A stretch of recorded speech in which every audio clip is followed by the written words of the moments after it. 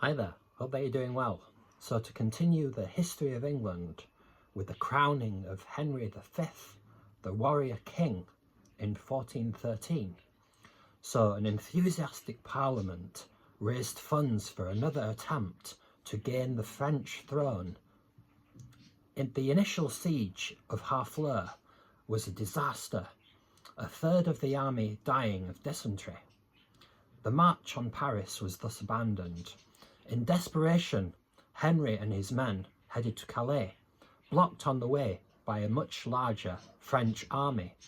This led, on the 25th of October 1415, to the legend of Agincourt. The French nobility, not helped by the layout of the land, were slaughtered by the English and Welsh longbowmen. So Henry returns home to a hero's welcome, 5 years later entering Paris to be crowned King of France. Conquering France on the field of battle was one thing, holding on to it was quite another, and this tremendously difficult task was made quite near impossible by the king himself dying on the battlefield just 2 years later, aged 35. The French and English crown being inherited by a 10-month-old infant and his regents, the Duke of Bedford and Gloucester, alongside Edmund, the Duke of Somerset. Hostilities having resumed in France and leading to a stalemate that lasted around 6 years, enter another legend of the age, 17-year-old peasant girl Joan of Arc. After inspiring French troops to invade enemy territory in Reims, the Dauphin Charles VII being anointed. The Burgundians were still loyal at this point to Henry.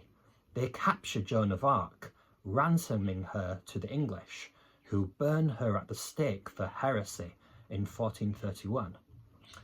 The 9-year-old Henry was crowned King of France in Notre Dame Cathedral, but then as the French swept across the land, the Burgundians switched their allegiance to Charles, forcing the Duke of Suffolk to sue for peace, marrying the 15-year-old niece of the French king, Margaret of Anjou, to Henry in 1445. By 1453, defeat at the Battle of Castillon signals the end of the 100 Years' War. On hearing the news of the defeat, Henry has a complete mental breakdown, but quickly recovers after Queen Margaret gives birth to a son. Queen Margaret then facilitated the return of the Duke of Somerset to power. His rivals York and Warwick marched on London, Somerset then being killed in battle on the streets of St Albans. York won, the Lancastrians 0 in the War of the Roses. The Duke of York assumed power on behalf of the king. The Queen escaped to the north, summoning Lancastrian forces at the Battle of Wakefield, the Duke of York being killed, and his head being placed by Margaret on the gates of York along with a paper crown.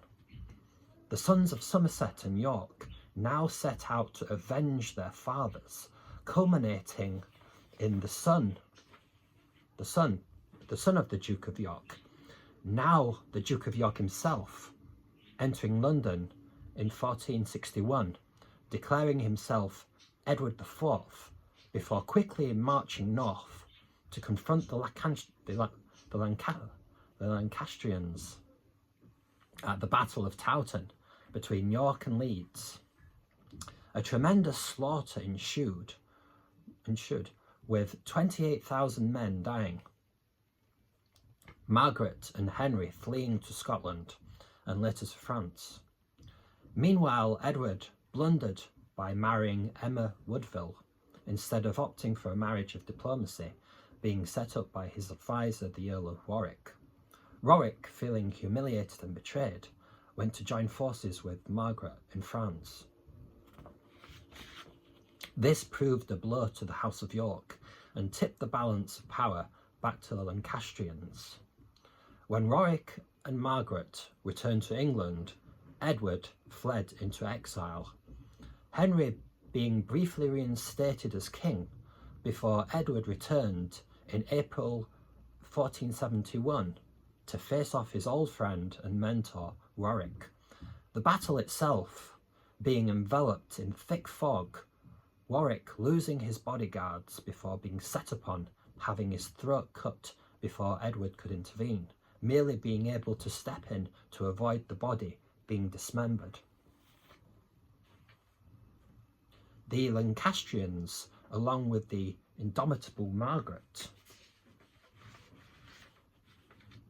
not admitting defeat, Edward having to march to the West Country, the Battle of Tewkesbury, Margaret's son and heir to the throne being slain on the battlefield.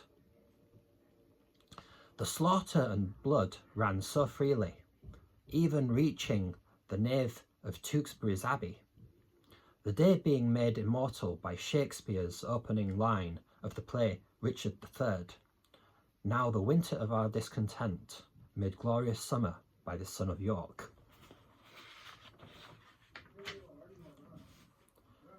Edward IV's 19-year-old brother, Richard, Duke of Gloucester, married the dead prince's widow, uniting the Marcher estates of Gloucester with the Nevilles in the Midlands, becoming successor to the Earl of Warwick. In 1471, Edward returned to take back the throne for the House of York, with Margaret as his prisoner. Henry was murdered in the Tower.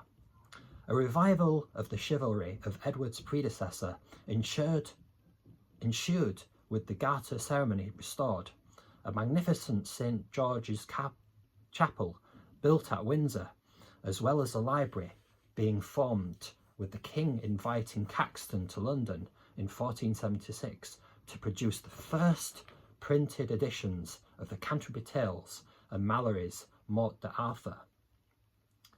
The War of the Roses didn't hinder prosperity, with merchants supplying armies and trade relatively unhindered.